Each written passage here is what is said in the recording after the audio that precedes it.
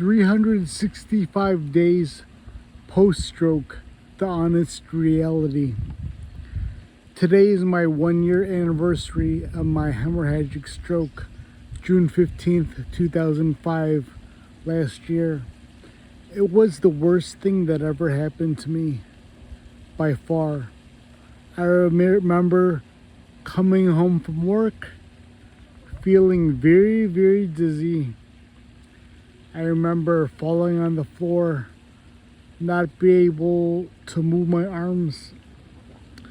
I remember waking up in an ambulance, falling back asleep. Then I woke up later at Lutheran General Hospital in Park Ridge. I was in so much pain. My right side was completely numb. It was paralyzed.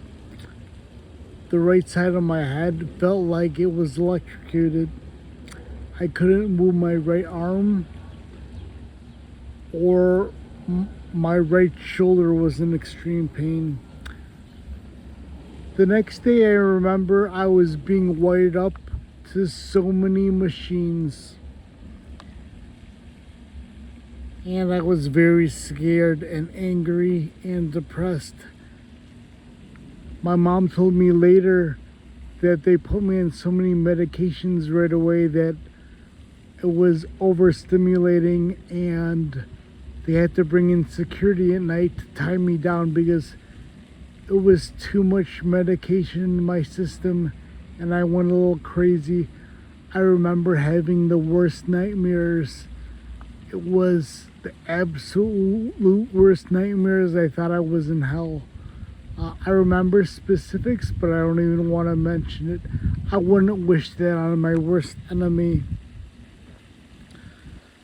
I remember mom and dad being so stressed and in so much emotional pain, and just me putting them through that. I know it will bother me as the number one thing that I regret being responsible for the rest of my life.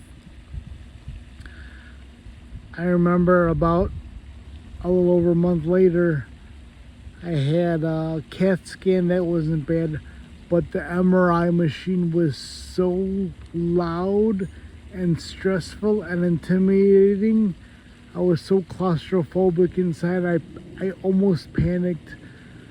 I remember getting very scared of possibly getting stuck if the power went out and I was stuck in the MRI machine. That would be a nightmare. So after a lot of depression and being angry and scared, it only got worse. It got slightly better. I moved to rehab, but I was in so much pain I couldn't even move my shoulder. I needed help getting out of bed. Every time I used the washroom, I either had to pee in a little device, or I needed help going number 2. I needed help taking a shower. It was so emasculating. I finally got home about 3.5 months later. I couldn't sleep on lying down because there was way too much pain on the right side. I would be awake with just tears in my eye from the pain. It wasn't until one day I just accepted the fact that it was gonna suck. It was acceptance, because complaining and being angry was just a waste of energy and time, and I just could not let my parents be stressed out all the time. So even when I was in a lot of pain, I wouldn't even show it. I just keep a straight face.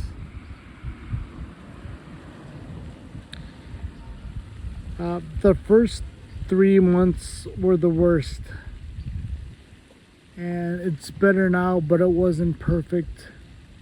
You have to take control of your life. You have to be proactive. You have to develop a routine. I put money on it. Some people who I saw who else had a stroke in the hospital and who I met at rehab, they did not make it this far because they were very passive and they kind of gave up on life. I can't do it. I need to get better.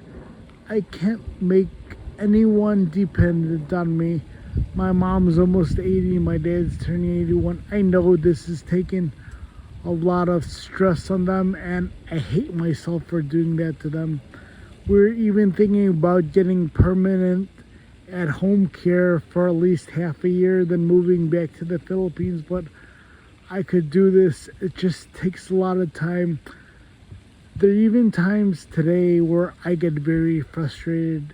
This happens every day, even on my walk, but I just accept it, acknowledge how much it sucks that I just do it, because there's no point wasting energy and time and just being stressed. That doesn't do anything good. I was gonna write a nicer, eloquent, a whole speech how today is my 1 year anniversary of my stroke, but I accepted it, and I spread out the stress over the past week so it's not overwhelming. But it's an emotional day, but I'm not gonna do that on YouTube. But thanks for being here. If I could do it, you could do it. I swear to gosh, it's gonna suck, but you could do it. Thanks for being here. I appreciate you.